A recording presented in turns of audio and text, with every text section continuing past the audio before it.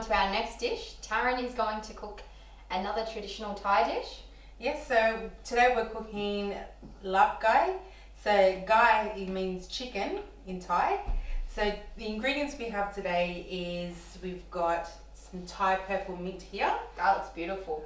We also have some Thai basil, very aromatic. Beautiful. And also we have some mint.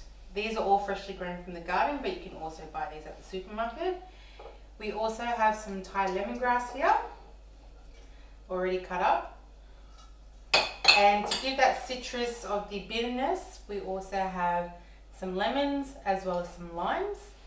I have some chicken here, which is about 500 grams, which I've just cooked up, and some raw rice, which we're actually going to toast dry. The sauces we have to make that sweet and sour taste to it, we have some fish sauce. We also have some chili paste, some pepper, as well as some chili flakes. So putting this all together, it's going to give that nice combination and it's going to bring everything together. So let's get started. So with the ingredients, because I've already cooked the chicken earlier, I'm going to add this in here. I'm going to add a few tablespoons of fish sauce to give that saltiness. And fish sauce is something that's really common in Thai cooking, isn't it? Yes, I mean, fish sauce is always the base ingredient. We use fish sauce in almost everything. So here I'm only doing roughly about 5 tablespoons of fish sauce. It really does give an amazing flavour, I've noticed, to everything that you put in it, and it doesn't taste like fish. No, it may have the smell of fish, but this will actually give that salty taste to it. Also, we're going to squeeze our lemon and lime in here. So just holding it and just getting all the juice through. And can you catch any seeds that fall out that way as well? Yeah, so this is just doing, if you have experience, a lot of people use a strainer and then pour the juice in, but if you've got a strong hand, you can do it. Yeah, I mean, doing this for a while now, so you kind of get the knack of it, and it also just makes it a lot easier. So just going to continue squeezing these through.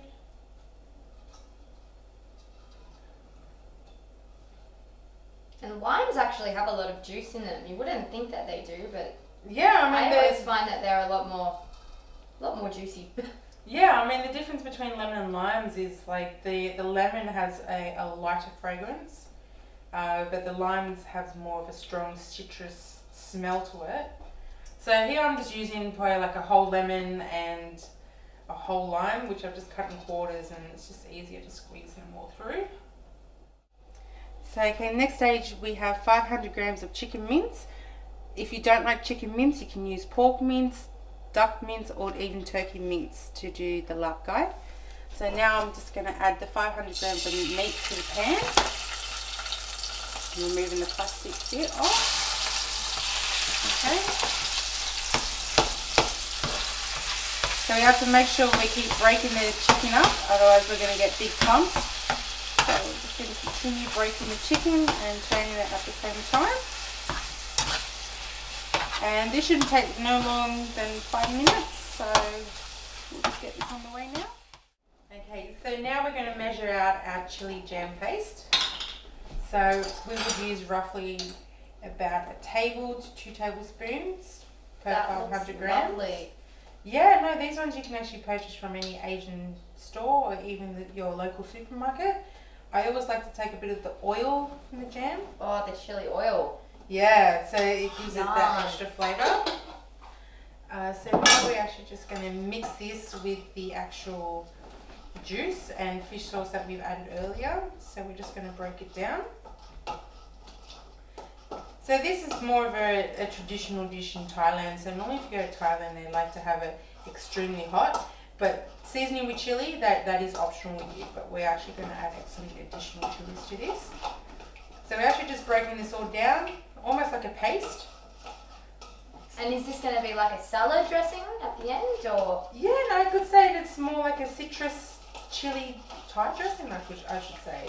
Beautiful.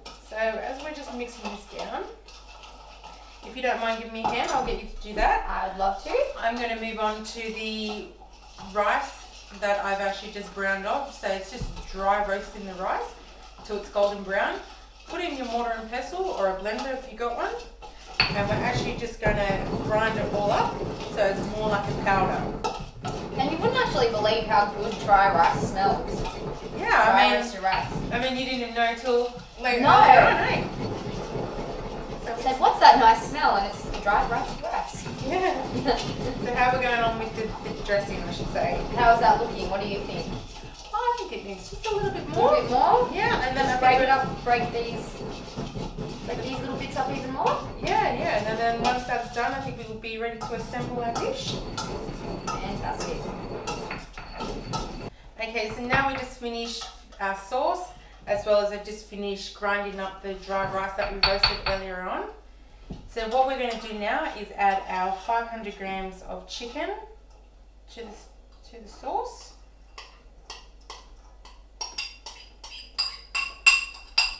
We're then going to add our lemongrass that we actually cut up as well. So this is roughly probably about a tablespoon to 2 tablespoons. Just going to give this a stir through. Oh, wow. Just coating all the dressing that we made over the chicken. Doesn't have to cover the whole lot, but it needs to just give that aromatic and citrus and salty flavour to it. So cooking Thai dishes, it's all about saltiness as well as the citrus flavour that goes through it. So we just kind of coated that through now. The next step we're going to do is add a bit of pepper, not too much. Don't want to take away the flavour. We're also going to add our dry roasted brown rice. And what I've noticed about that is it actually looks exactly like rice flour. Yeah, you could say. Yeah. We're going to also add some fresh mint that we picked earlier. Let's just pull those off. Depending on how much herbs you like in your dish, that is really up to you, but I like to use 2 stems of it. Mint is always a good fragrant. And mint features quite heavily in Thai cooking as well, doesn't it? Yes, and also basil. I mean, these are more the basic standard ingredients that we use for curries, for stir fries. So it's really a necessity that we can't actually go without. Without this, I wouldn't know what the dish would taste like. But these will all bring it together. Just put a bit more. And last but not least, we have these beautiful Thai purple mint.